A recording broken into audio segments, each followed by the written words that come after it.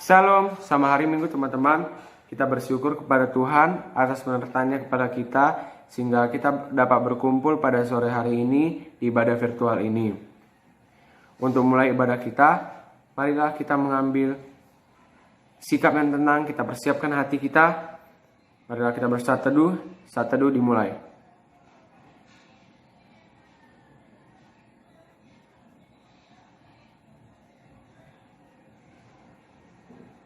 Saat teduh selesai. Marilah kita bernyanyi dari lagu yang pertama, Pertolonganmu Begitu Ajaib.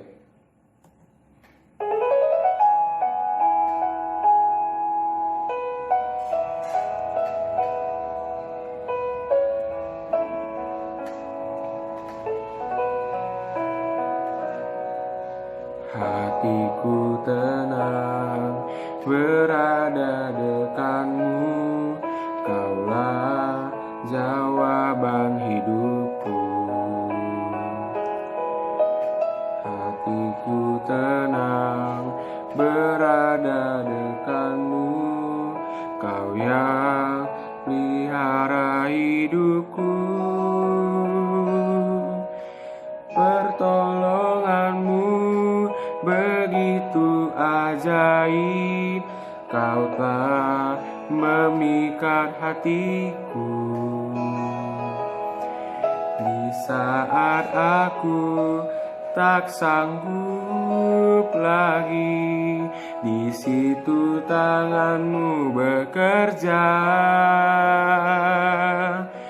Pertolonganmu begitu ajaib, Kau telah memikat hatiku. Kini mataku tertuju padamu, ku rasakan kasih-Mu Tuhan. Marilah kita bersatu dalam doa.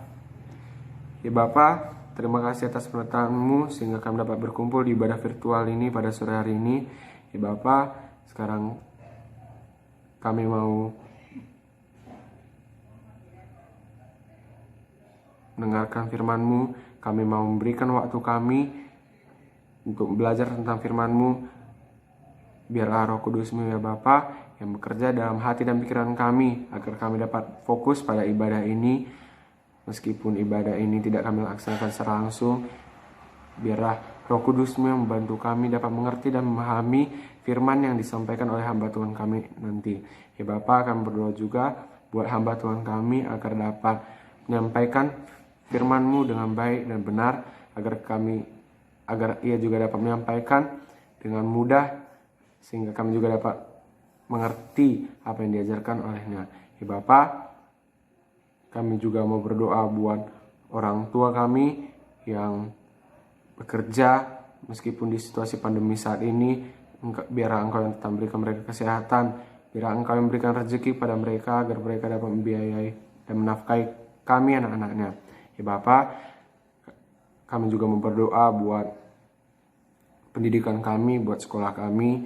Meskipun kami hanya dapat belajar daring, tapi biarlah Engkau yang membantu kami dalam memahami dan mengerti pelajaran-pelajaran sekolah kami, agar kami juga dapat tetap bertanggung jawab terhadap pendidikan kami. Ya Bapa, di atas segala kami mohon ampun atas segala dosa kami, baik sengaja maupun tidak sengaja, agar nama-Mu datang oleh dosa kami. Ya Bapa, hanya doa kami sampaikan melalui Yesus Kristus juru selamat kami yang hidup. Amin. Baiklah, selanjutnya kita akan menyanyikan lagu nomor 2, Doa Mengubah Segala Sesuatu.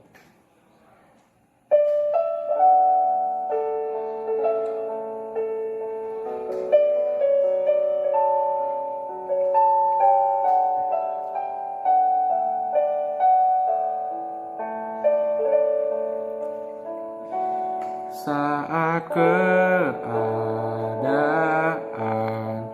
sekelilingku ada di luar kemampuanku, ku berdiam diri mencari-Mu. Doa mengubah segala sesuatu.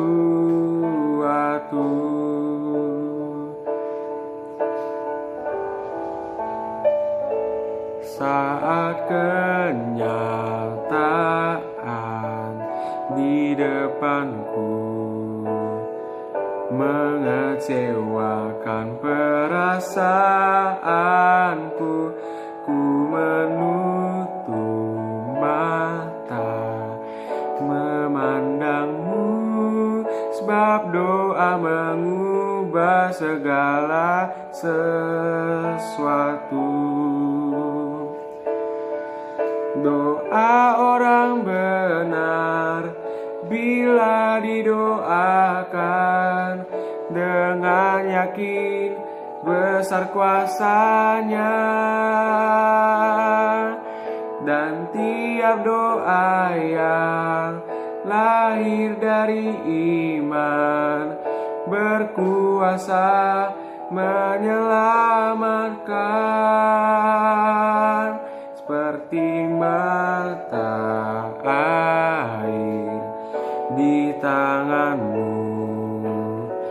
mengalir kemanapun kau mau. Tiada yang mustahil di matamu. Doa mengubah segala sesuatu.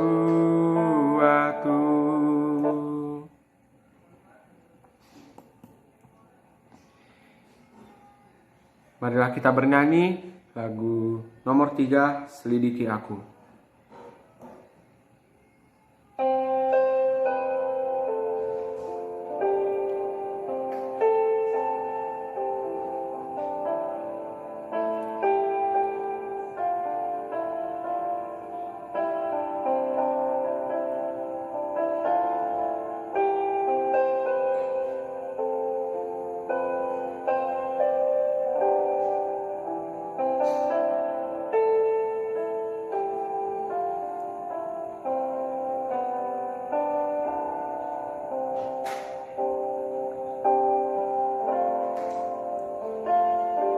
Selidiki aku, lihat hatiku, apakah aku sungguh mengasihimu, Yesus, Kau yang Maha Tahu dan menilai hidupku. Tak ada yang tersembunyi bagimu. Telah kulihat kebaikanmu yang tak pernah habis di hidupku. Ku berjuang sampai akhirnya Kau dapati aku tetap setia.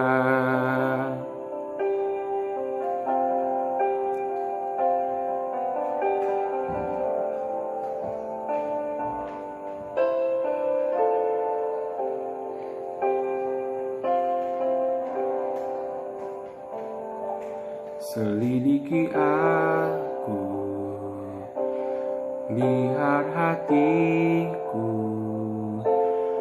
apakah ku sungguh mengasihimu, Yesus, Kau yang Maha Tahu dan menilai hidupku. Tak ada yang tersembunyi bagimu. Telah kulihat kebaikanmu yang tak pernah habis di hidupku. Ku berjuang sampai akhirnya Kau dapati aku tetap setia. Sekali lagi, telah kulihat kebaikan-Mu yang tak pernah habis di hidupku.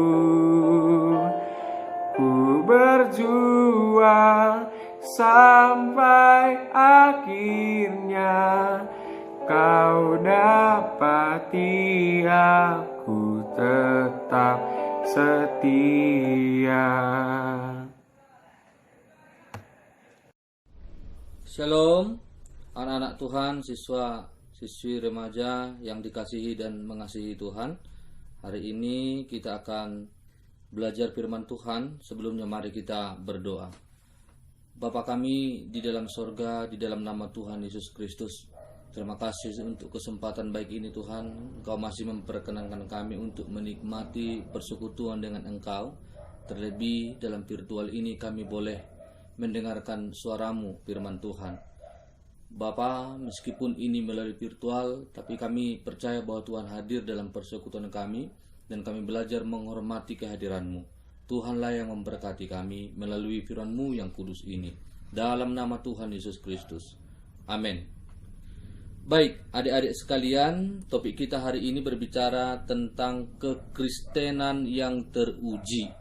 Itu diambil dari 2 Korintus 13 ayat 5 sampai dengan ayat yang ke-8. Demikian firman Tuhan. Ujilah dirimu sendiri, apakah kamu tetap tegak di dalam iman? Selidikilah dirimu, apakah kamu tidak yakin akan dirimu bahwa Kristus Yesus ada di dalam diri kamu? Sebab jika tidak demikian, kamu tidak tahan uji. Tetapi aku harap bahwa kamu tahu bahwa bukan kami yang tidak tahan uji. Kami berdoa kepada Allah agar kamu jangan berbuat jahat, bukan supaya kami ternyata tahan uji, melainkan supaya kamu ini boleh berbuat apa yang baik, sekalipun kami sendiri tampaknya tidak tahan uji. Karena kami tidak dapat berbuat apa-apa melawan kebenaran. Yang dapat kami perbuat ialah untuk kebenaran. Adik-adik sekalian, saya langsung bertanya ini. Kalau seandainya ada seseorang yang memberikan kepada adik-adik itu cincin berwarna keemasan, apakah adik-adik langsung percaya bahwa itu adalah emas murni? Langsung dipakai, langsung mau ingin dijual dan bilang sama orang itu adalah emas murni? Tentu tidak. Mengapa? Kita harus terlebih dahulu menguji emas itu murni atau tidak. Misalnya salah satu caranya adalah dengan merendam cincin itu di air beberapa hari. Kalau dia berkarat, berarti itu bukan emas murni. Artinya kita bisa menguji emas itu murni atau tidak. Tapi kalau emas itu tidak berkarat, berarti dia murni. Nah, itu salah satu contoh. Nah, kaitannya dengan itu, adik-adik sekalian, kekristenan pun demikian. Karena kekristenan itu, dia tidak sebatas atau sekedar identitas beragama sebagai warga negara Indonesia. Sama seperti Abraham, itu diuji oleh Allah. Jadi tidak hanya berdasarkan bahwa dia percaya kepada Allah, lalu kita katakan bahwa dia sudah teruji. Abraham juga diuji mempersembahkan anaknya Ishak. Lalu ia mengerjakan itu, dan imannya teruji. Ketika dia mempersembahkan sesuatu yang sangat sulit, ia mampu untuk melakukannya. Jadi kekristenan itu tidak hanya sebatas pengakuan bahwa aku beragama Kristen. Tidak pula hanya sebatas aku percaya kepada Tuhan Yesus Kristus. Sebab pengalaman membuktikan bahwa orang-orang yang mengatakan aku orang Kristen, orang-orang yang mengatakan aku percaya kepada Yesus, meninggalkan imannya. Nah, tentu mengapa hal itu terjadi? Tentu karena ia tidak sungguh percaya kepada Tuhan Yesus Kristus. Dia tidak sungguh meyakini iman itu sendiri. Nah, jadi kekristenan juga tidak sebatas menyampaikan firman Tuhan seperti saya ini, lalu dikatakan saya sudah orang yang teruji ketika saya sudah menyampaikan firman Tuhan. Lalu ketika seorang juga sudah mendengarkan firman Tuhan, Nah, misalnya orang datang beribadah, lalu ia mendengarkan baik firman Tuhan, lalu kita katakan, wah, kekristenannya sudah teruji. Belum tentu. Karena kalau kita melihat, nah kita sendiri pun pernah mengalami, nah, kita misalnya pernah mendengarkan topik tentang berdoa misalnya, disampaikan dengan baik, kita dengarkan dengan baik, tetapi kita tidak tekun untuk berdoa. Nah, itu artinya berarti kita belum teruji. Kita hanya masih sebatas mendengarkan, kita masih sebatas menyampaikan firman Tuhan, masih sebatas mengakui aku orang Kristen, tapi terujinya kekristenan itu tidak di situ. Nah, hal lain misalnya soal pengetahuan tentang iman Kristen. Nah, dia tahu siapa Yesus, dia tahu apa itu arti berdoa, dia tahu tentang juru selamat. Nah, punya pengetahuan tentang itu, tetapi tidak melakukan seperti pengetahuan kebenaran itu. Nah, itu belum teruji. Nah, kalau soal pengetahuan iman Kristen, wah, banyak yang tahu soal iman Kristen. Tapi soal terujinya ia sebagai orang Kristen bukan berdasarkan sebatas pengetahuan bahwa ia punya pengetahuan tentang iman Kristen. Jadi adik-adik sekalian, nah hal sederhana misalnya saya contohkan ya. Ketika kita beribadah karena situasi, ya, karena kondisi tertentu misalnya, itu artinya kekristenan kita belum teruji. Sederhana misalnya kalau tidak datang hujan beribadah, kalau datang hujan sedikit dia tidak beribadah, oh itu tidak teruji tuh. Nah, karena dia punya situasi tertentu, nah, untuk melaksanakan atau untuk menyatakan imannya. Lalu mengasihi misalnya karena dikasihi misalnya. Ya, aku kasihi kau karena kau mengasihi aku. Wah, itu bukan iman yang teruji. Nah, lalu misalnya tidak sabar dalam menanti jawaban doa, masih sekali didoakan, sudah melakukan caranya sendiri. Itu belum teruji. Nah, lalu apa lagi? Membalas makian dengan makian. Sedikit aja diserempet di tengah jalan, pas mungkin adik-adik bawa sepeda motor, nah terus cakap kotor, terus mengatakan sesuatu yang tidak benar. Nah, itu kan tidak teruji berarti. Apa yang mau kita lihat di sana? Berarti menguji kesabaran misalnya. Nah, tidak teruji. Padahal mungkin dia pernah mendengarkan khotbah tentang sabar. Nah, tapi nggak teruji kan di lapangan. Nah, ini yang dimaksud dengan ketidakujian itu. Membalas kejahatan dengan kejahatan. Nah, itu artinya kekristenannya belum teruji meskipun seperti saya bilang tadi, walaupun ia sudah beragama Kristen, walaupun ia sudah mendengarkan firman Tuhan, walaupun ia punya pengetahuan firman Tuhan, tetapi di lapangan kekristenannya tidak teruji. Sama seperti misalnya hormatilah orang tuamu. Nah, dikatakan di mimbar kan, disampaikan dengan baik, atau juga sampai di rumah orang tuanya dimaki-maki. Nah, padahal dia rajin mendengarkan firman Tuhan tentang menghormati orang tua, rajin sekali, tidak teruji. Lalu misalnya dikatakan, wah jangan nyontek misalnya pas waktu ujian, misal ini dia melakukan itu, nah tidak teruji. Saya sendiri pun, kekristenan saya pun terus diuji setiap hari.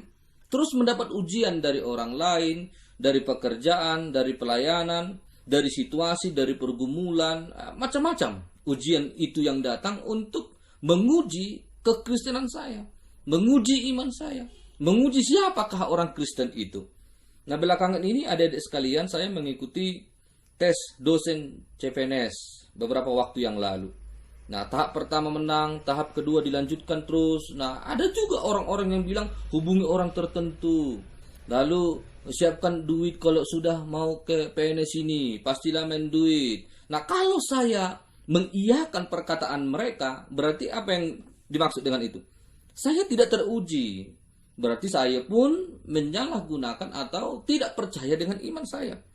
Nah, tetapi hal itu tidak saya lakukan. Nah, puji Tuhan, saya lulus sebagai dosen CPNS tanpa menghubungi orang-orang tertentu, tanpa bermain duit. Tetapi yang justru saya lakukan adalah penyerahan diri kepada Tuhan dengan sungguh, lalu persiapan dengan baik, Tuhan tolong. Nah, itu salah satu kasus yang teruji, dan masih banyak yang lain lagi. Nah, iman kita diuji oleh situasi dan kondisi. Pemikiran kita pun bisa diuji. Nah, dengan sikap orang lain, nah bagaimana pemikiran kita di sana? Jadi seluruh aspek kehidupan kita, nah itu diuji. Apakah kita sudah sungguh meyakini dan hidup di dalam kebenaran firman Tuhan?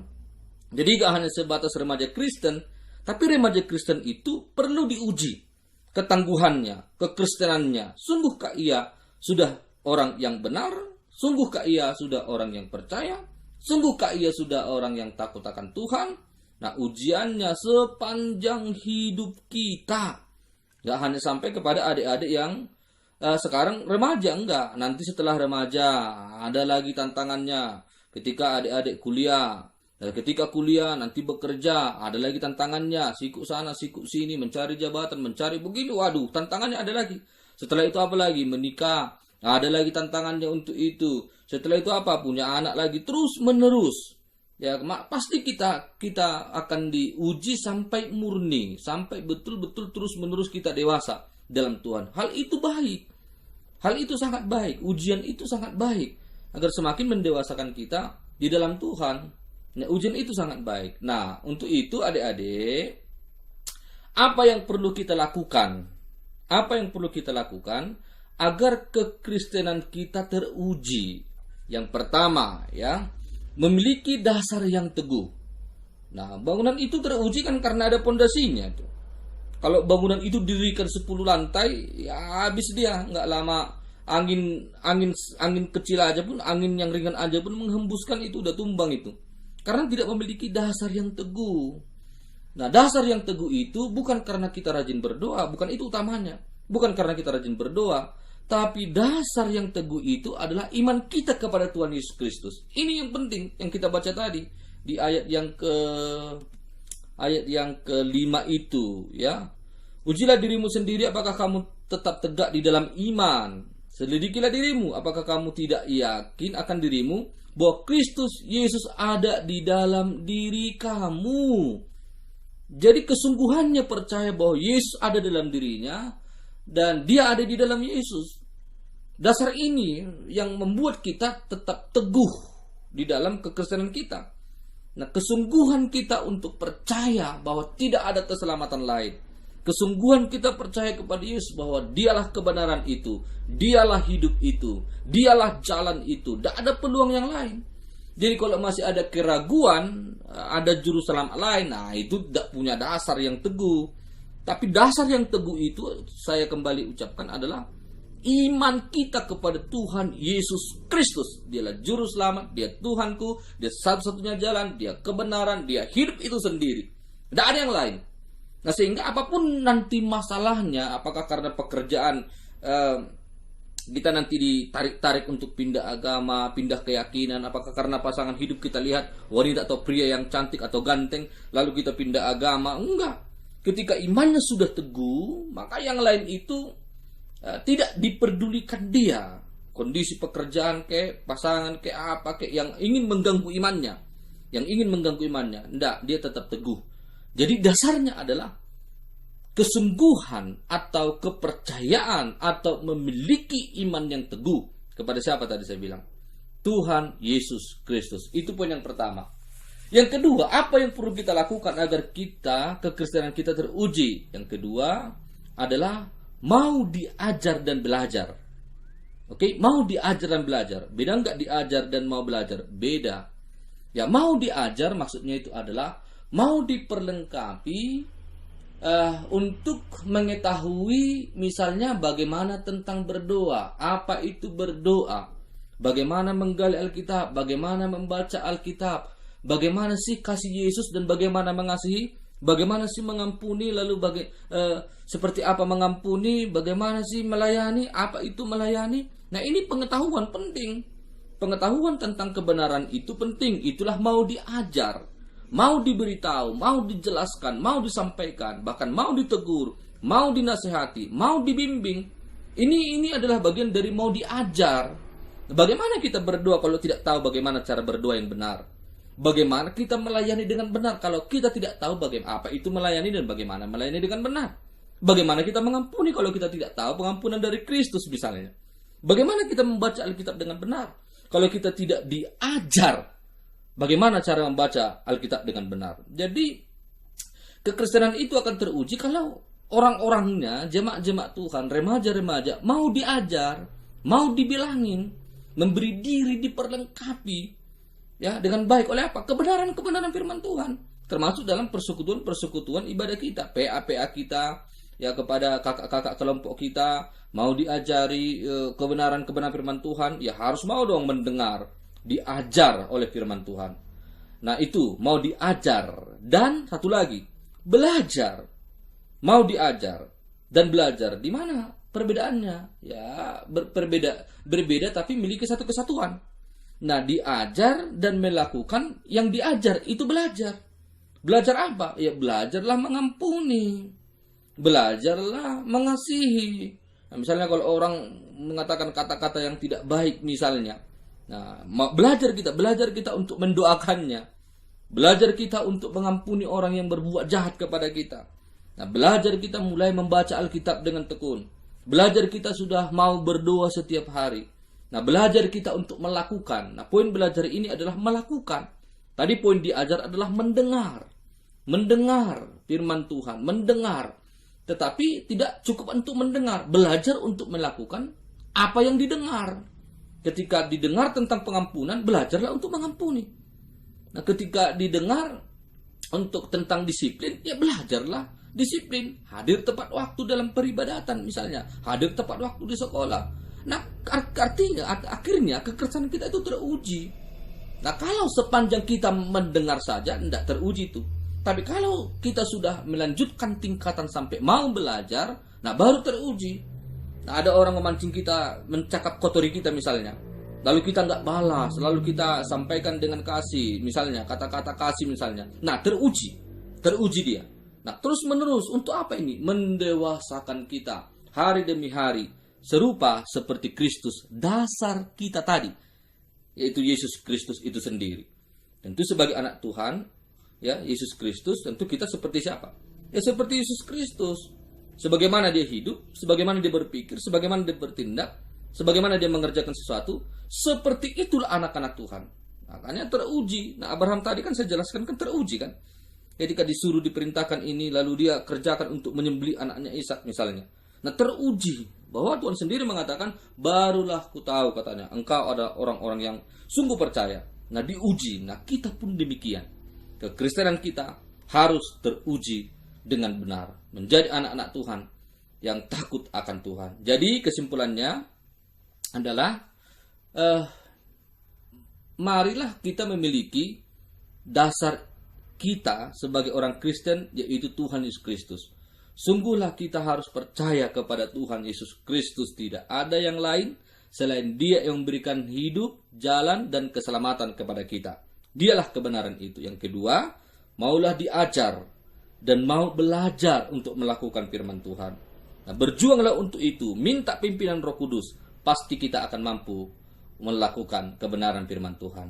Amin. Mari kita berdoa. Terima kasih Tuhan untuk kebenaran-Mu yang sudah kami dengar. Sangat menolong kami menjadi orang-orang yang tidak sebatas beragama Kristen, yang tidak hanya sebatas memberi pengakuan tentang orang Kristen, yang tidak hanya sebatas mendengarkan firman Tuhan, tapi orang-orang yang mau sungguh meyakini bahwa Yesus adalah Tuhan dan Juru Selamat kami yang hidup sebagai dasar kekristenan kami. Dan kami mau diajar oleh kebenaran firman Tuhan, dengan pengajaran-pengajaran iman Kristen yang boleh kami dengar melalui kebaktian, melalui PA, melalui kakak-kakak rohani kami. Dan kami mau belajar untuk melakukannya. Sebab kekristenan kami harus terus bertumbuh dewasa. Hari demi hari sampai akhir hidup kami. Kami terus diuji dengan situasi kondisi, dengan orang-orang di sekitar kami, dengan pekerjaan kami, dengan teman sekolah kami, dengan kegiatan-kegiatan kami. Pasti kami diuji. Untuk apa itu? Agar kami bertumbuh di dalam Engkau, melakukan firman Tuhan.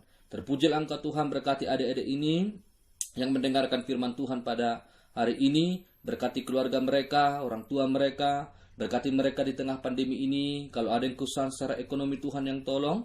Dan berkati juga Tuhan Yesus sekolah mereka. Berkati hidup dan kehidupan mereka serta usia remaja mereka menjadi usia yang terus bertumbuh di dalam takut akan Tuhan. Terpujilah Engkau di dalam nama Tuhan Yesus Kristus. Kami berbahagia kalau iman kami terus diuji dan teruji di dalam Engkau. Dalam nama Tuhan Yesus Kristus. Amin. Baik, demikian firman Tuhan adik-adik sekalian. Tetap ya, jaga persekutuan dengan Tuhan utamanya. Jaga kesehatan, ikuti protokol kesehatan dengan baik. Dan doa saya kita terus dalam keadaan sehat dan seterusnya. Tuhan memberkati kita, memberkati keluarga kita. Shalom.